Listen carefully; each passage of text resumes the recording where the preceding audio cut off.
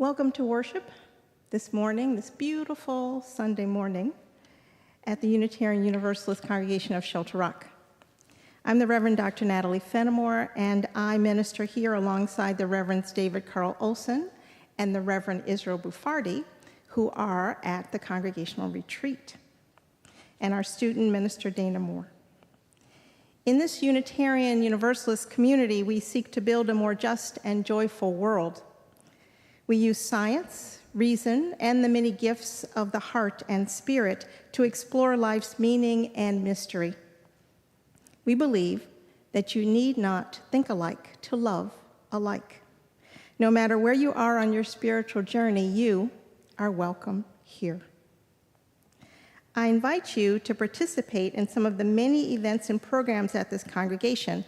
You'll find them listed in our newsletter, The Quest, which is in the lobby and online. And I want to point out a few, very few, of our events and programs that you might be interested in that are coming up soon.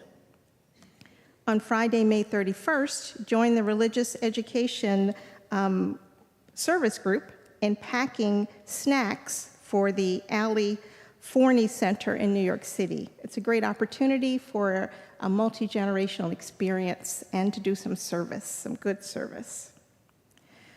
On June 1st, there's a brunch celebrating Claire DeRoche, our social justice coordinator, who will be retiring after 17 years here at Shelter Rock. So come to say goodbye to Claire. We'll also be having a joining and celebration of Claire on June 30th in our lunch at the social hall. That is her actual last day with us. On June 8th, come to a talk led by UUCSR member Paul Arfin on the civil rights movement in Long Island from 1960 to 1980. Also, I invite you to remember to renew your membership with the congregation for next year by filling out a pledge card and making a financial contribution. Pledge cards are available in the lobby.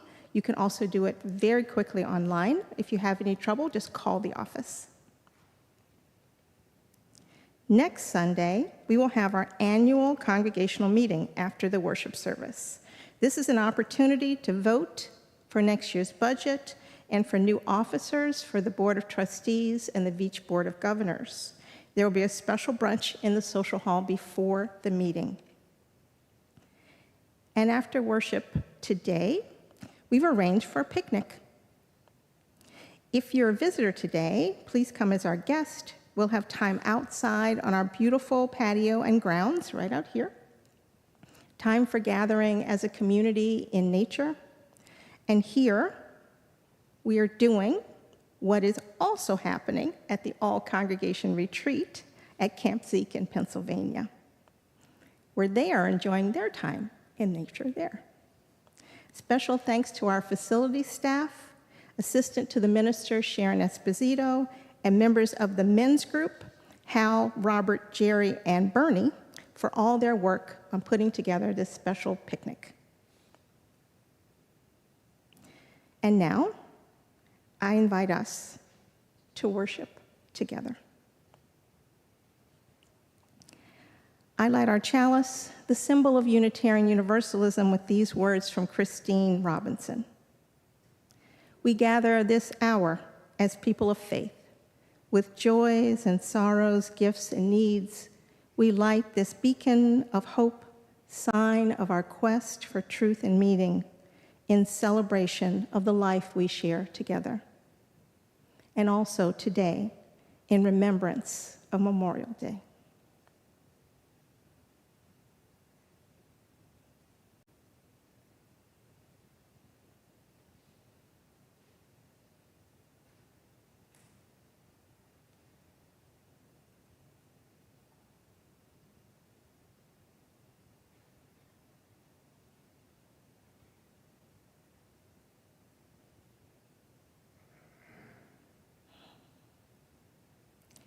Let us begin with these opening words, which are also being spoken today in the worship service at the all-congregational retreat at Camp Zeke. These are the words of Leo Buscaglia, Love is a choice. Too often we underestimate the power of a touch, a smile, a kind word, a listening ear, an honest compliment, or the smallest act of caring, all of which have the potential to turn a life around.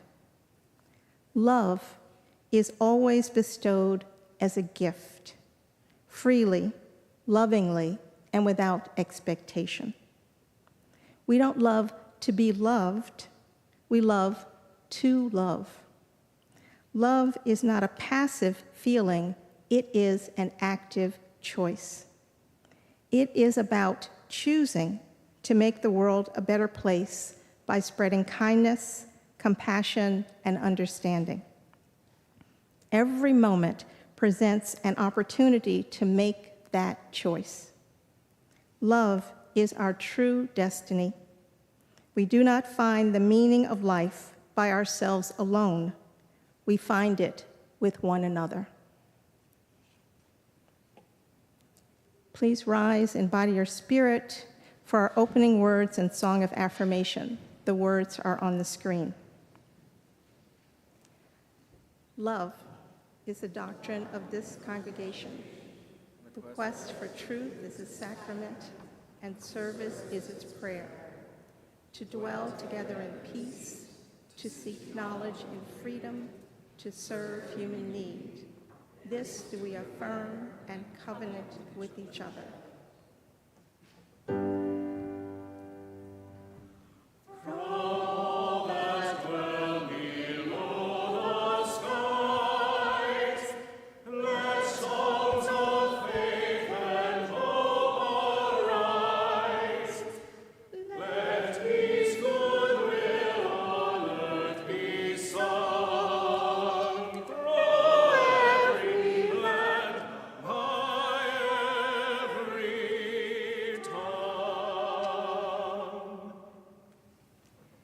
Please remain standing as we sing together again, hymn 118, This Little Light of Mine.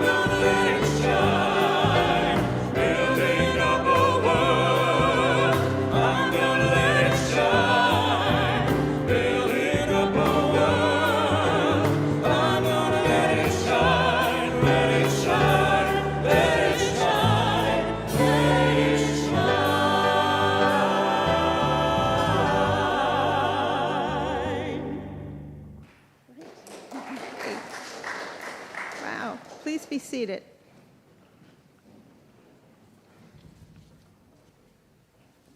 That's great. Each Sunday, we take a special collection which extends our vision of the beloved community by supporting work in the world which addresses human need. Since May is Mental Health Awareness Month, it is fitting that NAMI, Queens Nassau, receive our donations. NAMI Queen Nassau is the local chapter of the National Alliance on Mental Illness. Thanks to the consistent efforts of many UUCS members, the congregation has a long-standing relationship with this local group. The goal of this membership organization is to inspire better lives for residents of the Queens-Nassau region who are affected by mental illness. NAMI Queens-Nassau does this by providing free mental health support in person and online through groups, resources, education, and opportunities to make the voices of the mentally ill and their families heard. 2 of NAMI's support groups currently meet here at UUCSR. In the lobby, you will find information about all of NAMI's programs. Please see the ways to give, which are on the screen or in your order of service. You can give online or by using your phone camera to access the QR code on your order of service. You can use PayPal. You can drop cash or check in the old school way in the collection box in the lobby. Consider setting up a recurring payment on the UUCSR website on the giving page. Make sure you put May offering on your check in the memo line. I want to thank you for your generous gift to the National Alliance on Mental Illness, NAMI, Queens-Nassau. These are our neighbors and friends, and they appreciate your support.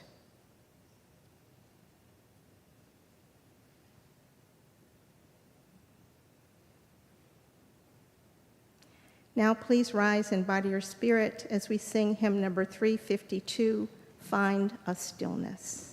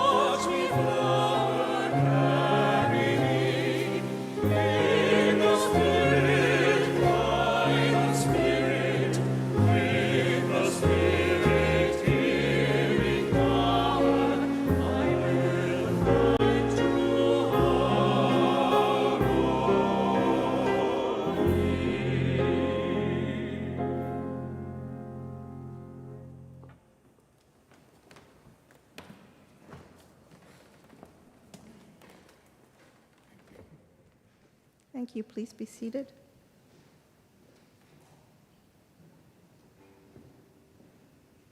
Find the stillness.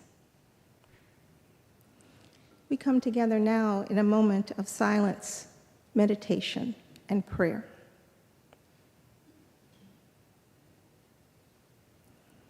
Take a moment to breathe deeply and slowly.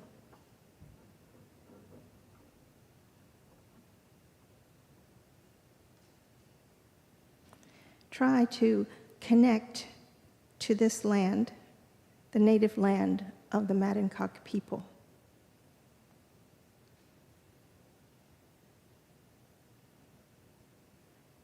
We share in this space the beauty which they gifted to us.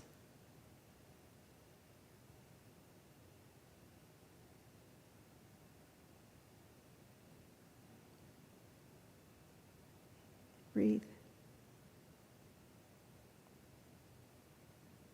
Hear the breath of others around you, knowing that we are all connected.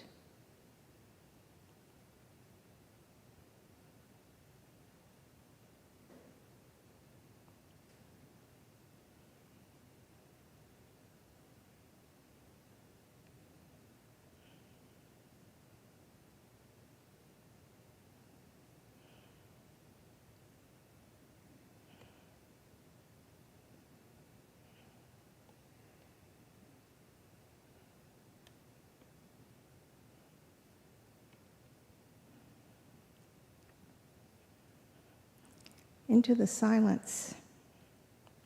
I offer these words as we remember the sacrifices of veterans on Memorial Day.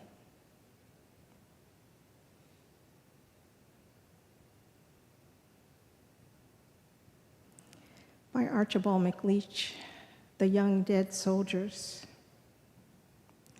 The young dead soldiers do not speak.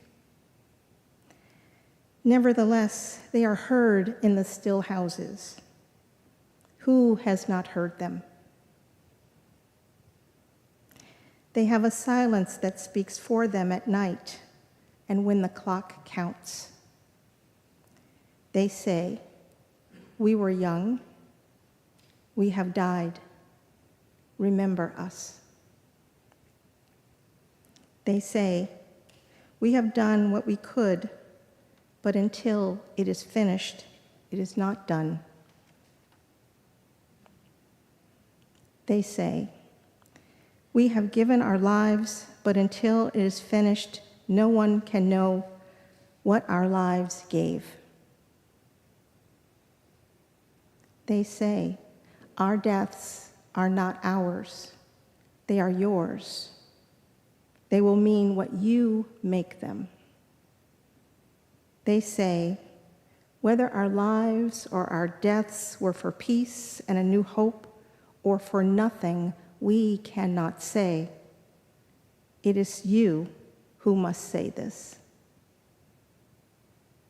They say, "We leave you our deaths.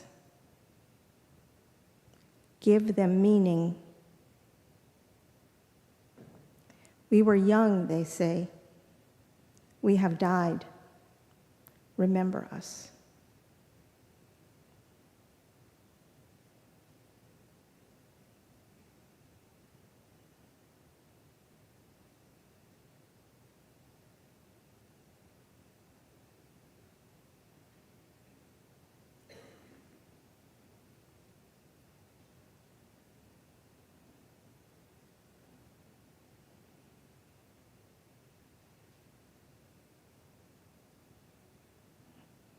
May we honor and remember them.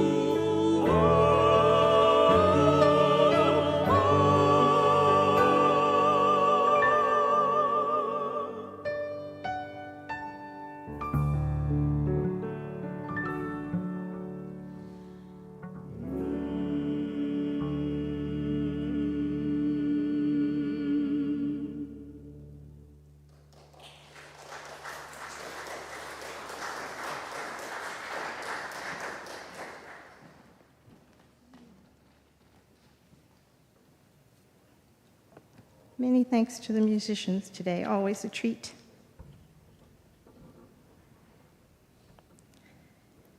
Near and far, here and there, we find ourselves a community in two places this Sunday. Some in our community, us, we're sitting here in this room, and others are off at the all-congregation retreat at Camp Zeke in Pennsylvania, worshiping now at the same time.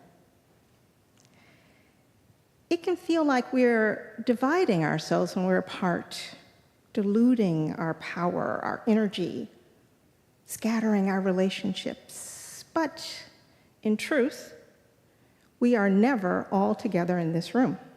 Some of us are actually online today and are online each Sunday. That's the case whenever we come together and worship, whenever we have programs and events. Some of us are here, some of us are somewhere else. At our best, we are, as a community, expansive and whole, even when we are not together in the same location, or able to see or touch one another. We are together in spirit, joined. So if distance and physical presence does not define our community, what does? I think that what does define our community is our engagement with each other, our connection, our care, our compassion, our commitment to love. As long as we, as a community, share a mission to build a more just and joyful world, we are together. Our hearts and minds are near to one another, even when we are far from one another. Our commitment to our core values, our commitment to bringing about a beloved community of freedom, justice, and peace holds us together in a common space, always. We are a common gathered community, but it is not the case that we are the same. We are not the same as individuals. Indeed, we celebrate the diversity of this community. Our differing needs and means and schedules and preferences and the very busyness of our lives have determined where we are sitting this weekend. We're probably never all going to be available to do the same thing at the same time in this same congregation. As much as we might like to have one special magic day when everyone who knows the Unitarian Universalist congregation of Shelter Rock as their faith home can be together at one time in one place doing one thing, celebrating. That's probably not going to happen. We recognize, though, that being apart does not mean we are not joined. We are actually celebrating each other, always. We are also a community that comes together to grieve. I've been in this space a little too often lately, leading memorial services, being here with our grief. We share the pain of our losses, but we also share the depth of our memories and our connectedness. We come together with clarity that we can hold in our hearts love beyond death. We can also share this depth of memory and connection. And in our sharing, we gain strength and insight, and gratefully, some hope and healing comes. Ours is a community of memory and hope. We look at what was, what is, and what will become. This is a way of continuing our growth and our learning, our becoming. We are a community of holding stories, so many experiences. Our narratives come together here and are interwoven and connected. We are religiously pluralist. We hold the view that there is no one religious tradition which is the only or exclusive source of truth, of values, of knowledge, of the divine. We bring the wisdom of our many faith traditions and experiences together here to write a new chapter in the story of who this community is and who we are.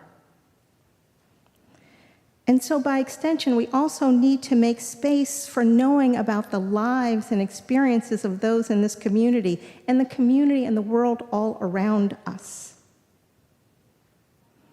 On this weekend, this Memorial Day weekend, we take a special time to reflect, a special time to join together our own particular pain for this Memorial Day,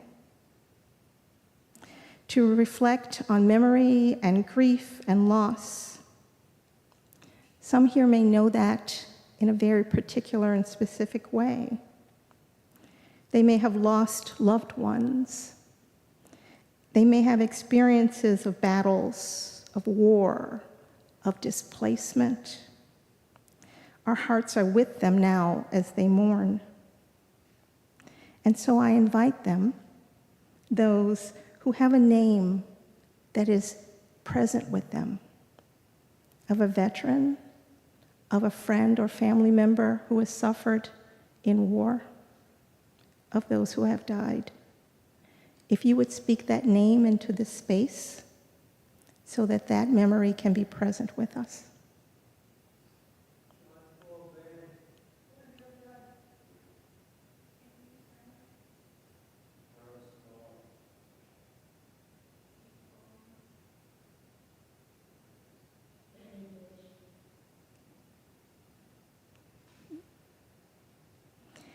And if you are a veteran here in the room, I would invite you to stand at this moment so that we may honor your service.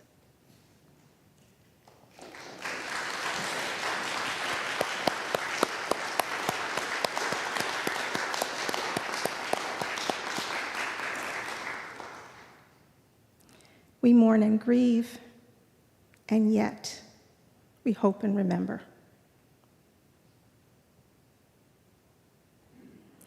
May we continue to bring meaning to your sacrifice and your service. May we work for peace so that no one else may experience what you have.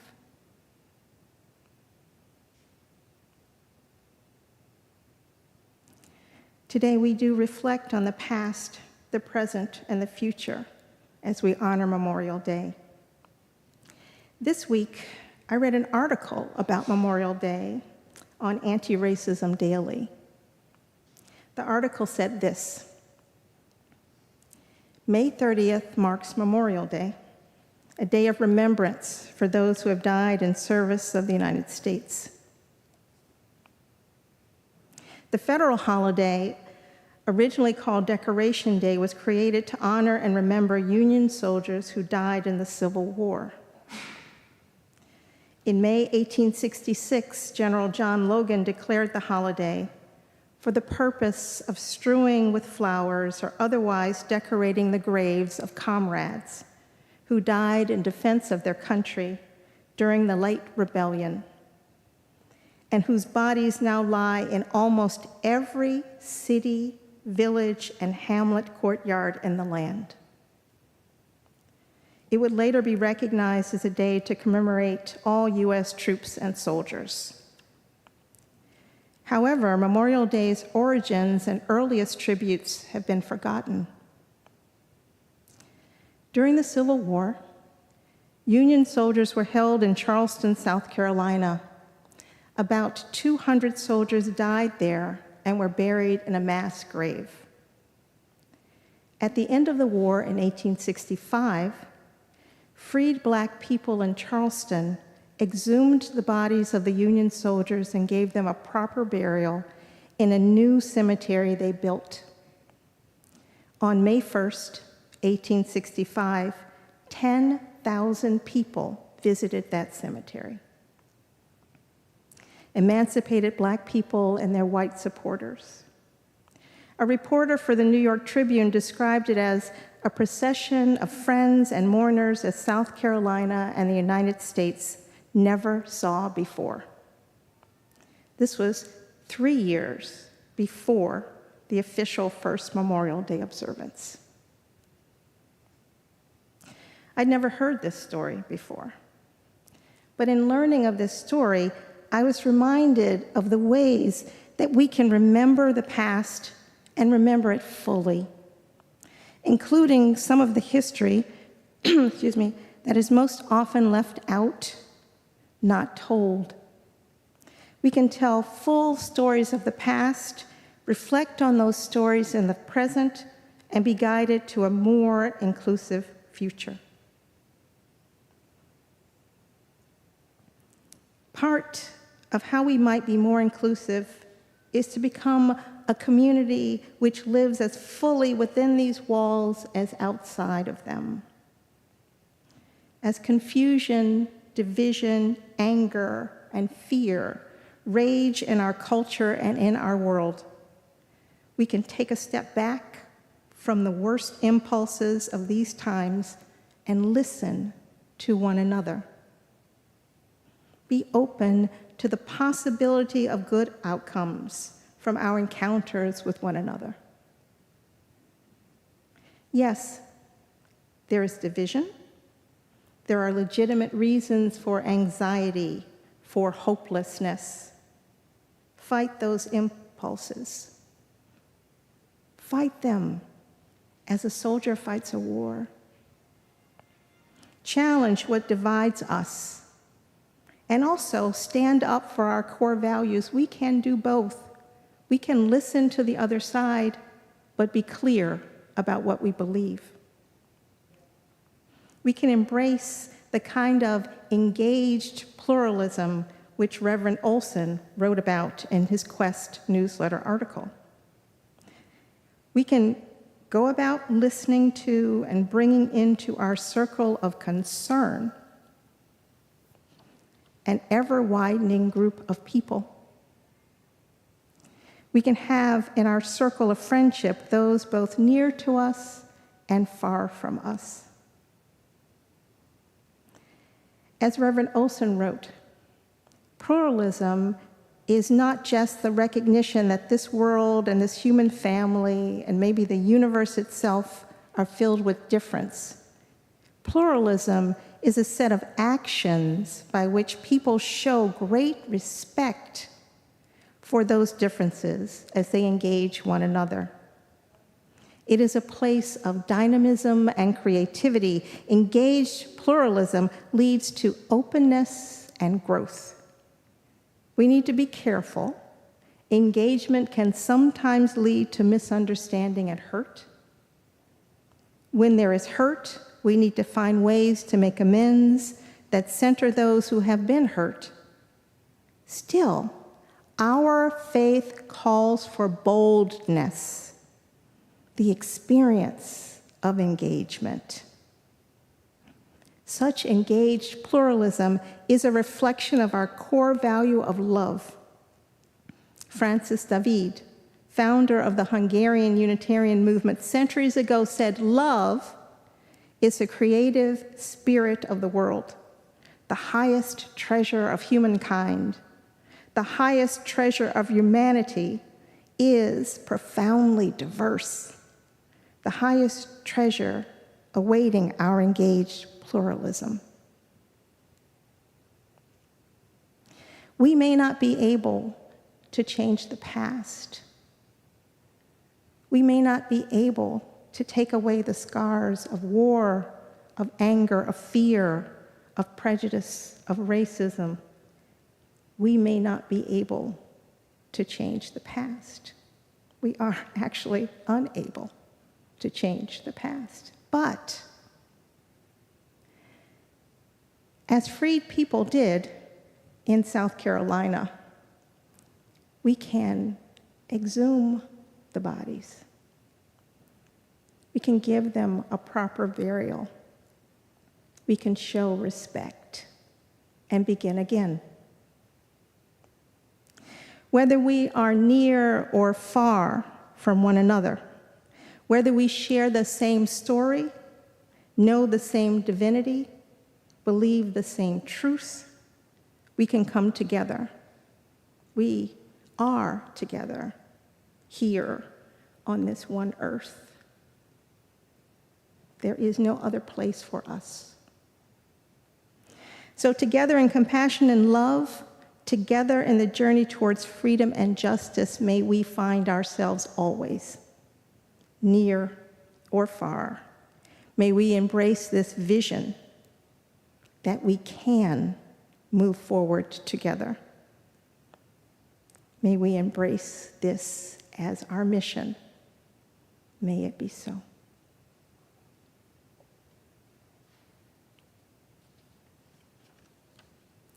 I invite you now to rise and body your spirit for our closing hymn, number 1064, Blue Boat Home.